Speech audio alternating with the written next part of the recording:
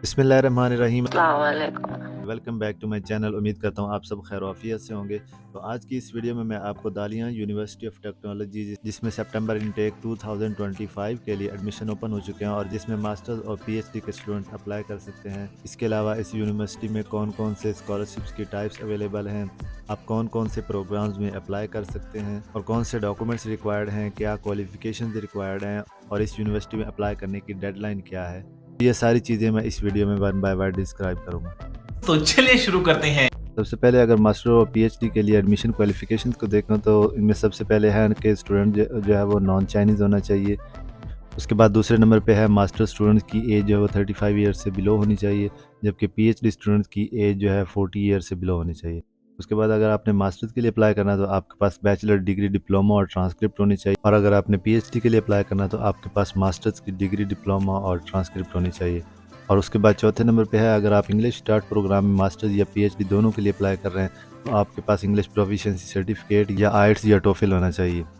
अगर आप Chinese start programme में अप्लाई करना चाह रहे हैं तो आपके पास HSK 5 होना चाहिए। उसके बाद एप्लीकेशन टाइम है, तो एप्लीकेशन टाइम मास्टर्स और पीएचडी में अप्लाई करने के लिए सेम है। इसके एडमिशन 1 नवंबर से स्टार्ट हो चुके हैं जो कि जून 2025 तक एंड होंगे। उसके बाद नेक्स्ट है डॉक्यूमेंट्स रिक्वायर्ड। तो डॉक्यूमेंट्स जो है पीएचडी और मास्टर दोनों के लिए आलमोस्ट सेम चाहिए, लेकिन सिर्फ आपको अगर पीएचडी में अप्लाई करना है तो आपके पास एक्सेप्टेंस लेटर होना लाजमी है, जबकि अगर आप मास्टर्स के लिए अप्लाई करना चाह रहे हैं तो आपको एक्सेप्टेंस लेटर कंपलसरी नहीं है। तो रिक्वायर्ड डॉक्यूमेंट्स में सबसे पहले आपके पास दालियाँ यूनिवर्सिटी ऑफ टेक्नोलॉजी का एप्लीकेशन फॉर्म फिल करना है, और उसके लिए आपको जो है नोटराइज हाईएस्ट डिग्री डिप्लोमा चाहिए होगा। मास्टर्स के लिए अप्लाई कर रहे हैं तो आपके पास बैचलर का डिग्री और डिप्लोमा होना चाहिए, और अगर आप पीएचडी के लिए अप्लाई कर रहे हैं तो आपके पास मास्टर्स का डिग्री और डिप्लोमा होना चाहिए। उसके बाद आपके पास ट्रांसक्रिप्ट होनी चाहिए।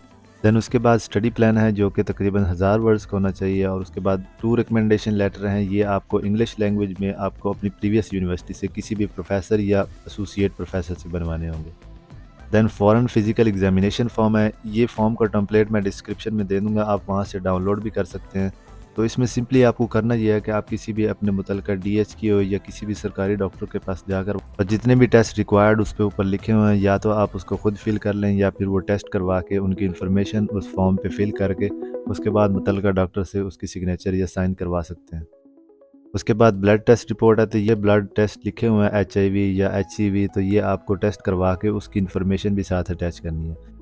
दैन 8वें नंबर पे है पासपोर्ट फ़ोटो पेज या ब्लैंक पेज।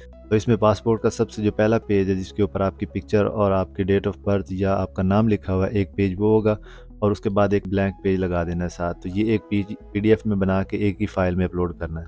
देन नेक्स्ट है लैंग्वेज सर्टिफिकेट। तो जैसे कि मैंने बताया कि अगर आप इंग्लिश स्टार्ट प्रोग्राम में अप्लाई कर रहे हैं तो आपके पास आईएलटीएस, टोफल या इंग्लिश प्रोफिशिएंसी सर्टिफिकेट होना चाहिए, और अगर आप चाइनीज स्टार्ट प्रोग्राम में अप्लाई कर रहे हैं तो आपके पास HSK 5 होना लाजमी है।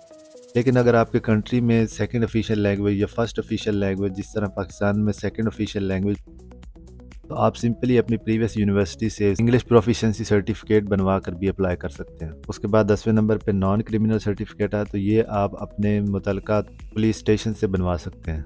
उसके बाद अदर डॉक्यूमेंट्स का ऑप्शन है, तो यहाँ पे अगर आप पीएचडी के लिए अप्लाई कर रहे हैं तो आपको साथ एक्सेप्टेंस लेटर भी अटैच करना है, और अगर आपकी CV है तो आप CV भी साथ अटैच कर सकते हैं। उसके अलावा जो CSE पोर्टल पे आपने एप्लीकेशन फॉर्म फिल किया होगा वो भी आपने यहाँ पे अदर डॉक्यूमेंट्स में अटैच करना है। ये सारे रिक्वायर्ड डॉक्यूमेंट्स थे। अगर आपको इसमें से किसी भी चीज़ की समझ नहीं आती तो कमेंट्स बॉक्स में पूछ भी सकते हैं।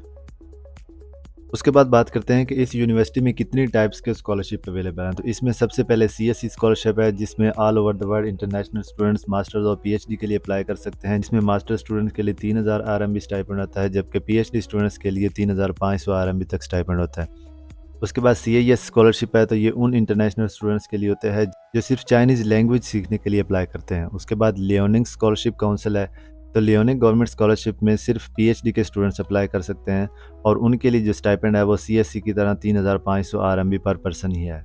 उसके बाद एंड पे है दालियाँ यूनिवर्सिटी ऑफ टेक्नोलॉजी स्कॉलरशिप। तो इसमें मास्टर और पीएचडी दोनों स्टूडेंट्स अप्लाई कर सकते हैं, लेकिन ये पार्शियल स्कॉलरशिप है। इसमें मास्टर स्टूडेंट्स को 1500 RMB पर मंथ, जबकि पीएचडी स्टूडेंट्स को 1800 RMB पर मंथ तक स्टाइपेंड मिलेगा।